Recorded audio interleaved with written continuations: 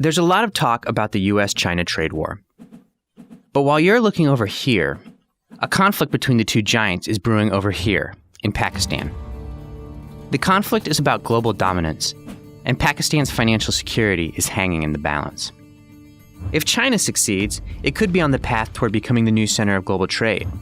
If the US wins, it could frustrate China's latest push to become a global economic superpower.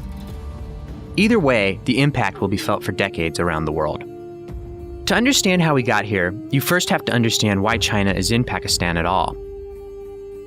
China is there to invest in infrastructure, part of an effort to show the region that a friendship with China brings tangible economic benefits.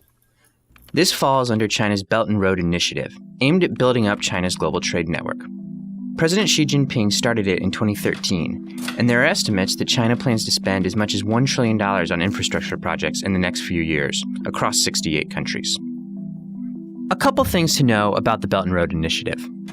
First, many in the US view the initiative as a threat. The US still has the largest GDP in the world, but China is gaining ground. Take, for example, the fact that the US was the largest exporter of goods and services in the world, until 2013. China passed the US, and the two world powers have been neck and neck ever since. The second thing to know is that China is giving huge loans to countries it's investing in for the Belt and Road Initiative, and some recipients are not well positioned to pay them back. For example, China funded construction for a Sri Lankan seaport in Hambantota, but when Sri Lanka couldn't afford to repay, it reached a deal to give China the port on a 99-year lease. By loaning Sri Lanka money it couldn't afford to pay back, China secured a port on a potentially strategic maritime trade route. Some people have dubbed this type of loan debt trap diplomacy, and worry China could do it again. So where does Pakistan fit into all of this? China's biggest Belt and Road project is taking place there. The plan is to build up Pakistan's infrastructure on a grand scale. Once completed, China could use these highways, ports, railways, and pipelines for efficient access to the entire Indian Ocean, and continue to supplant the US in Pakistan. But for Pakistan, there are a lot of catches. And these catches are driving Pakistan, which is already struggling economically, deeper and deeper into debt. For example, in one initiative, China is building a series of hydro, wind, and coal power plants. But as part of the agreement, Pakistan has to buy the electricity produced at a price that covers a hefty return on investment and pay back the debt. The country is already falling behind on payments, giving Chinese authorities more leverage. Pakistan is expected to ask the International Monetary Fund for a bailout. Experts say they will ask for at least $8 to $12 billion, maybe more. But some lawmakers in the US are expressing concern over how that bailout money is going to be used. They say that the US, as the largest contributor of IMF funding, shouldn't have American taxpayers help Pakistan pay off debt to China.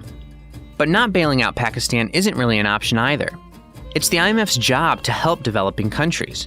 And if the US doesn't help bail out Pakistan, it could cost the US a close ally and destabilize a geopolitically important country. So the US is expected to use this as an opportunity to limit China's influence in Pakistan. One way it could do this would be to influence the IMF to place terms on the bailout, such as specific restrictions on borrowing from China.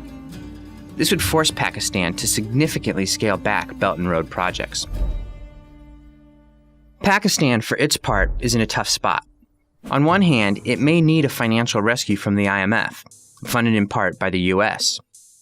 On the other hand, it desperately needs the infrastructure improvements offered by China. And the incoming Pakistani administration has added another complication. Imran Khan's party stated that it might look for options besides the IMF to help with its debt, maybe even borrowing more from China. However, Mr. Khan's government has also pledged to make public the Chinese deals, shrouded in secrecy up until now. If the US comes out on top, it could start to discredit China's Belt and Road Initiative. Future countries might be hesitant in accepting Belt and Road money, slowing China's expansion. If China comes out on top, it's closer to its goal of displacing the US and becoming the new center of global trade. These issues will come to head in a few weeks, as Pakistan is rapidly running out of foreign exchange reserves. When that time comes, it could amount to a battle between the US and China. A battle for the #1 spot as a worldwide superpower.